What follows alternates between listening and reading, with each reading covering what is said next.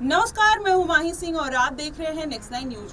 आज बात करने वाले हैं स्वामी प्रसाद मौर्य उनकी बेटी संघमित्रा मौर्य को लेकर। स्वामी प्रसाद मौर्य अब माना यही जा रहा है कि अपनी पार्टी को बचाने के लिए हो सकता है आजाद का रुख करते हुए नजर आए। इसके पहले स्वामी प्रसाद मौर्य कहीं ना कहीं मायावती के साथ जाना चाहते थे, लेकिन मायावती ने उनको दरकिनार कर दिया। वैसे में आजाद का रुख चंद्रशेखर आजाद के साथ जाने की अब अटकलें फिर से लगाई जाने लगी हैं। जी हाँ, स्वामी प्रसाद मौर्य और संघमित्रा मौर्य अगर देखा जाए तो बीजेपी की 2 बार सांसद रह चुकी हैं, अभी भी बीजेपी पार्टी में शामिल है। लेकिन क्या आने वाले दिनों में संघमित्रा मौर्य अब बीजेपी का दामन छोड़कर आजाद का रुख कर सकती है? क्योंकि इस बार भारतीय जनता पार्टी ने जिस तरीके से अपने नेताओं को दरकिनार किया है, माना यही जा रहा है कि इस बार संघमित्रा मौर्य किसी भी तरीके का रिस्क नहीं लेना चाहेंगी। ऐसे में स्वामी प्रसाद मौर्य भी नहीं चाहेंगे कि उनकी बेटी एक आम कार्यकर्ता की तरह भारतीय जनता पार्टी में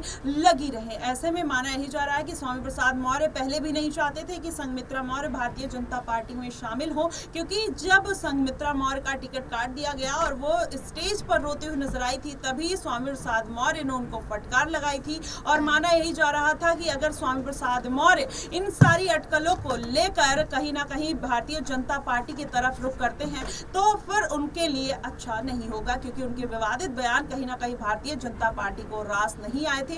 अगर फिर से ऐसा कुछ होता है तो संघमित्रा मौर्य को जाहिर तौर पर किसी और पार्टी में शामिल कराने का पूरा प्रयास करते हुए नजर आएंगे। वहीं चंद्रशेखर आजाद लगातार अपनी बातों पर कहीं ना कहीं अड़े हुए हैं, दलितों के हित की बात करते हुए नजर आते हैं। और वो चंद्रशेखर आजाद जो लगातार ये बात बोलते हुए नजर आते हैं कि मैं संसद जाऊंगा और दलितों की आवाज बनूंगा, आज वही चंद्रशेखर आजाद अब स्वामी प्रसाद मौर्य के सपोर्ट में खड़े होते हुए नजर आ रहे हैं। ऐसे में उपचुनाव है, क्या चंद्रशेखर आजाद संघमित्रा मौर्य को किसी भी सीट पर कोई बड़ी जिम्मेदारी देते हुए नजर आएंगे, या फिर संघमित्रा मौर्य फिर भारतीय जनता पार्टी का दामन छोड़ते हुए आजाद का रुख करते हुए नजर आ सकती है? क्योंकि इस बार जो यूपी की सियासत है, उपचुनाव बेहद जरूरी माना जा रहा है अलग अलग पार्टियों के लिए। अगर ये पार्टियां कहीं ना कहीं अब इस बार अपना दमखम नहीं दिखा पाती हैं तो आने वाले विधानसभा चुनाव में जनता उनको किस तरीके से दरकिनार कर सकती है, ये पार्टियों को बहुत